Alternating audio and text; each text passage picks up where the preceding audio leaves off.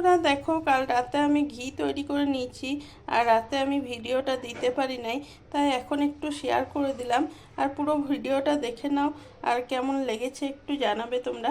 বন্ধুরা আমার এখানে ঘি তৈরি করে নিলাম। দেখো এখানে খুব সুন্দর ঘি হয়ে গেছে।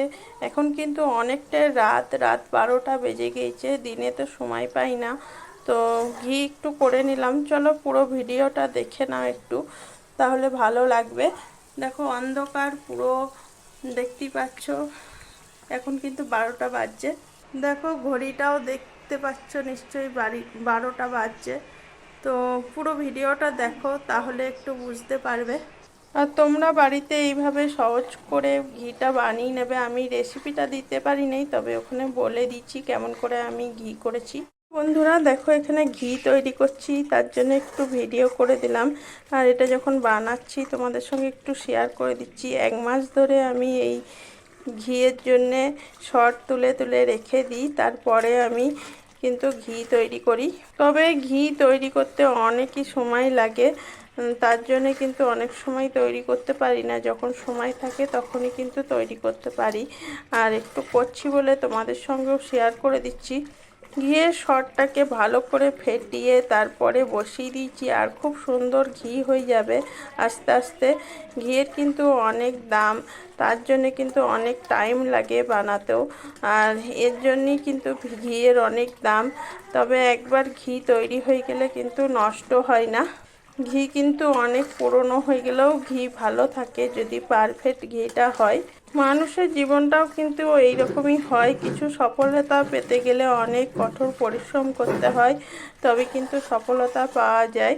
কোনো কিছু ভালো কাজ করার জন্যে কিন্তু অনেক পরিশ্রম করতে হয়, সব মানুষই জানে, তাও কিন্তু অনেকে পারে অনেকে পারে না।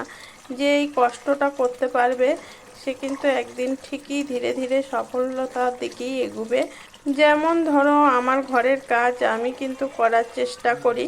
আর এই যে ঘিটা করছি এটাও কিন্তু ঘরের বানানো ঘি, এটা কিন্তু কোনো ভেজাল নাই। আর এটা যেই খাবে কিছু শরীরের ক্ষতি হবে না। বাইরের কেনা ঘি তো অনেকেই খায়, কিন্তু ওতে অনেক কেমিক্যাল দেওয়া থাকে, অনেক কিছু দেওয়া থাকে। তো যাই হোক, এটা পুরো গায়ের দুধের ঘি হচ্ছে, তবে এটা জার্সি গায়ের ঘি হচ্ছে, তার জন্য এটা কালারটা অন্যরকম হয়। আমাদের গ্রামের দিকে যেমন লাল লাল কালার হয়, তো ওরকম হবে না। এর কালারটা একদম ঘি ঘি থাকবে, একটু লালচে ভাব হয়।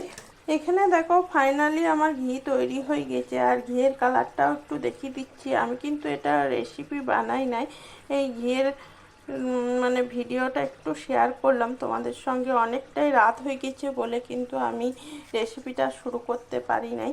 তো যাই হোক, এখন 11টার পরে আমি কিন্তু ঘিটা বানাতে শুরু করেছিলাম, এখন 12টা বেজে গিয়েছে। তো অনেক কাজ কিন্তু রাত জেগেই করতে হয়, কারণ দিনের দিকে সময় পাওয়া যায় না, আরও এক্সট্রা কাজ থাকে। যাই হোক, ভিডিওটা আর বড় করছি না। আর ঘিয়ের কালারটা কেমন হয়েছে বলবে।